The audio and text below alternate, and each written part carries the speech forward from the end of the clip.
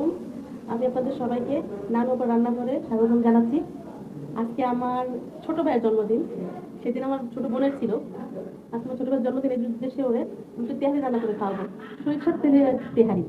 সে আবার বিরিয়ানি তেহারি অনেক পছন্দ করে, এই জন্য তার যে সমস্ত উপকরণ আমি নিয়েছি রান্না করার জন্য, যেগুলো আপনাদের তো দেখাই। আজকে আমি 3 কেজি গরুর মাংস দিয়ে তেহারি রান্না করবো। 3 কেজি গরুর মাংসটাতে আমি 2 কেজি চাল দিব। আর দিব রান্না করার জন্য যেগুলো নিচ্ছি: দারচিনি, বড় এলাচ, ছোট এলাচ, এখানে গোলমরিচ আর লং একসাথে মিশানো আছে, ধনিয়া গুঁড়া, জিরা গুঁড়া, গরম মশলা গুঁড়া। পেঁয়াজ বেরেস্তাটা আমি আগেই করে রাখতে হবে রান্নাটা তাড়াতাড়ির জন্য। তারপরে পেঁয়াজ কাটা নিচ্ছি, এখানে একটু জয়ত্রী বাটা আছে, এখানে আছে পোস্ত দানা বাটা, কিশমিশ, আলু বোখরা, আদা রসুন বাটা, আর হচ্ছে জয়ত্রী, তবে এটা হচ্ছে জয়ফল বাটা, ঠিক আছে? এগুলো আমি নিবো। আর এর মধ্যে আমি ইউজ করবো গুঁড়া দুধ, ডিপ্লোমা, আর হচ্ছে গুঁড়া মরিচ, আর হচ্ছে বাদাম, কাঠবাদাম। আর এই সরিষার তেল দিয়ে রান্না করবো। তো সরিষার তেল দিয়ে বেরেস্তা ভেজে রেখে দিতে। এখন আমি রান্না করার জন্য আমাদের চুলাটা ধরাই। বেরেস্তার তেলটা দিয়ে দিলাম, এর মধ্যে কিছুটা রেখে দিলাম, এটা পরে আবার নামানোর আগে দিয়ে দিই, ফ্লেভার আসবে। আর যেটা বলতেছিলাম, আমরা ভাই মাশাআল্লাহ ভাই বোন 6 জন, এই জন্য আমাদের 6টা জন্মদিন তো আসে, কিন্তু আমাদের 6টা জন্মদিন আসে না, 5টা জন্মদিন আছে। আমার একটা ভাই একটা বোন জন্মদিন আছে।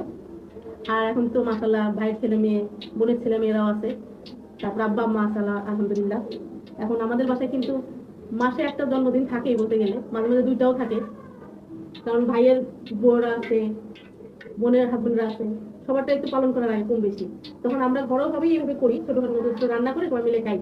এই আমাদের জন্মদিন পালন, এতেই আমরা খুশি। আমি এখন তেল গরম হয়ে গেছে, মধ্যে পেঁয়াজ দিয়ে দেবো কিছুটা, অল্প পেঁয়াজ দেবো, কারণ পেঁয়াজ তো ব্যস্ত করে রাখছি। এবং প্রায় আধা কেজির বেশি পেঁয়াজ ব্যস্ত করে রাখছি, তো এই জন্য এখন অল্প পেঁয়াজ দিলাম। এই পেঁয়াজটা আমি ফোলাবো না, ঠিক আছে? এরপর তার সাথে মশলাগুলো দিয়ে দিব। তো এখানে আমি 9 টেবিল চামচ আদা রসুন বাটা নিচ্ছি। এটা 3 ভাগে 2 ভাগ আমি এখন দিয়ে দেবো।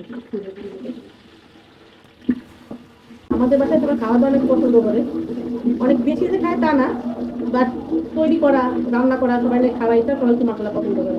অল্প হলেও সবাই মিলে খাইতে পছন্দ করে আমার ভাই বোনটা। আদা রসুনটা একটু মিশাই নিলাম, এরপর আমি মাংস দিয়ে দিব।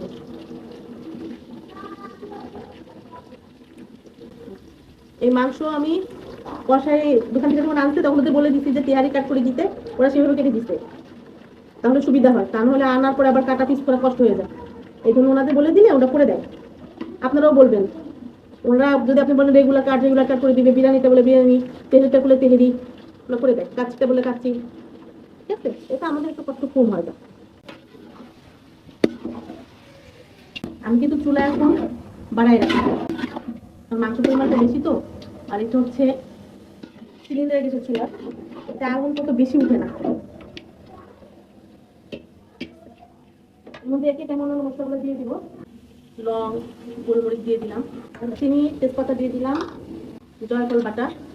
এটা আমি একটা জয়ফল বেটে দিচ্ছি, জয়ফলের ভিতরে যে ফলটা থাকে না, ওই ফলটা। আর এইটা হলো দিচ্ছি আমি পোস্তর দানা, পুরোটা দিব না, আবার একটু মশলাগুলো মিশিয়ে দিই। এলাচ যেটা আছে, বড় এলাচ এবং ছোট এলাচ, এটা ছেঁচে দেওয়া লাগবে, এই জন্য আমি ছেঁচে তারপরে দিয়ে আপনাদের দেয়। এই যে এলাচ ছেঁচে নিচ্ছি, হালকা করে একটু বাড়ি দেওয়া, এটা গুলো তো খুলে রাখলে একটু ঘ্রাণটা চলে যাবে, সাথে সাথে দিলে ঘ্রাণটা থাকবে, এই জন্য ছেঁচে আমি এলাচ 2 পদের পরিমাণ মতো লবণ। এখানে এখন আমি জিরা গুঁড়ো দিয়ে দিব 3-4 চামচের মতো, ধনিয়া গুঁড়া এটাও 3-4 চামচ, গরম মশলা গুঁড়া এটাও 3-4 চামচ দিয়ে দিই। কিনে এনে নিচ্ছি, বাসায় করতে গেলে কষ্ট হতো আমার বললাম। আর আপনাদের একটা কথা বলি, এই যে ভিডিওগুলো এগুলো কিন্তু আমার ছোট ছোট ক্যামেরায় করে ভিডিও করে, আমাদের ভিডিওগুলো ভিডিও করানোর জন্য আমরা দিব। মরিচ একটু কম দেবো, কারণ বাচ্চারা খাবে তো, তাই এটা একটু কম দেবো। কাঁচামরিচ আস্তে আস্তে বেশি দিয়ে দিব, বড়দের লাগলে তারা সেটা খাই না। আর এখন কিছু কাঁচামরিচ দিয়ে দেবো এর সাথে 2 ভাগ করে, একটু মেরে দেই। এরপর আমি একটু টক দই দিয়ে দেবো, টক দই 1 বাটি, মনে করেন টেবিল চামচের 5 চা চামচ দিচ্ছি, মরিচগুলো দিয়ে দিলাম, ঠিক আছে? আর এর সাথে দেবো আর একটু দিই 1 চা চামচ চিনি দিয়ে দেবো, এতে স্বাদটা অনেক বেশি হবে। কেওড়া জল দেবো, কেওড়া জলের বোতলের মুখে 2 মুখে কেওড়া জল দিলাম এখন আমি।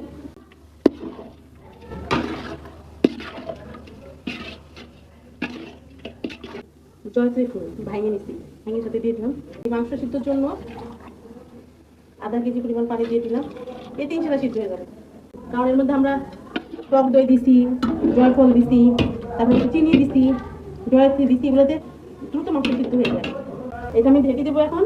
ঢেকে দিলে যাতে পুরান লাগে একটু পর আমি নেড়ে দিব, কারণ পুড়ে গেলে খাবার স্বাদ মজা থাকে না। এটা ঢেকে দেবো এখন। আপনার খাবার পরে আসতেছি। পানি অনেকটা শুকায় আসছে, আমি মাছটা এসে 2-3 বার নেড়ে দিয়ে গেছি। মাংস পানিটা আরেকটু শুকিয়ে মানে তেলটা ছেড়ে দিবে যখন, তখন আমরা বাকি কাজ শুরু করবো। আমরা আবার একটু ঢেকে দিব। এখন আমরা থেকে তেল আলাদা হয়ে গেছে, তেল উঠে গেছে, পানি দিয়ে দিব। পানিটা বেশি গরম হয় নাই, আমি 2 কেজি চাল দিব তো, এর মধ্যে আমি 3.5 কেজি পানি দিয়ে দিচ্ছি। পানি দিয়ে দিচ্ছি মাংসের মধ্যে। মাংস খাই রেখেও দেওয়া কিন্তু এটা মধ্যে ঝামেলা মনে হয়, একটু পানি দিয়ে দিয়ে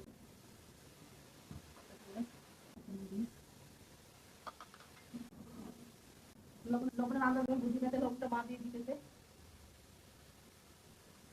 আপনাদের নানু আপা। এখন পানিটা জাল উঠলে তারপরে আমি চাল দিয়ে দিব। ভুলে গেছিলাম, লেবু রসটা দিয়ে দিই এখন। লেবু রসটা দিলে কি হয়, চালটা ঝরঝরা থাকে আর সাদা থাকে।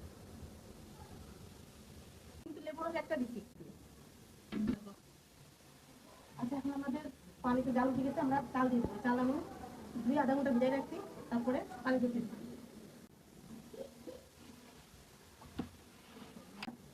কিশমিশ দিয়ে দিলাম, আলু বোখরা দিয়ে দিলাম।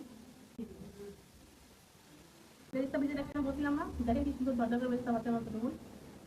এখানে কিছু বেরেস্তা এখন দিয়ে দিব, আর কিছু বেরেস্তা না রান্না হওয়ার পরে ওই ঘরটা সাজাই দেওয়ার জন্য দেবো। খুলে দেখি, ও মাশাআল্লাহ,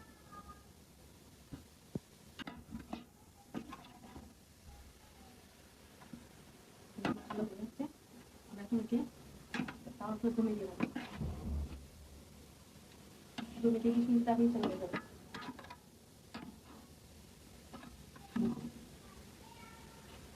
জমে দিব, জমে যাবে একটু 2 মুঠি, মানে বোতলে 2 মুখা কালো জল আবার ছিটিয়ে দিলাম। তারপর সরষের তেল দিয়ে দিব, সরষের তেলের ফ্লেভারটা ভালো।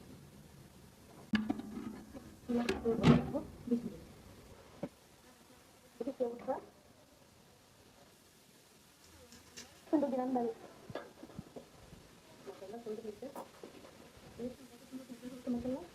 এটা খাওয়ার সময় আরো ঝরঝরে হয়ে যাচ্ছে, উপর নিচে সমান মতো হয়ে যাচ্ছে।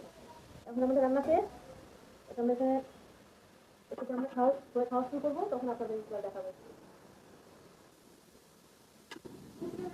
আমাদের সবার খাওয়া দাওয়া প্রায় শেষ। এখন আমাদের হেল্পার ভিডিও করেন, ভিডিও ম্যান, সে আমার খাইতে বসে গেছে। যে বলে স্যার বলে স্বামী বলে খাইতে বসে গেছে। আপনারা সবাই দোয়া করবেন, আমার জন্য দোয়া করবেন, যেন সুস্থ হয়ে যায় তাড়াতাড়ি, আর আবার রান্না বান্না শুরু করতে পারে, আপনাদের জন্য ভিডিও তৈরি করতে পারে। আল্লাহ হাফেজ।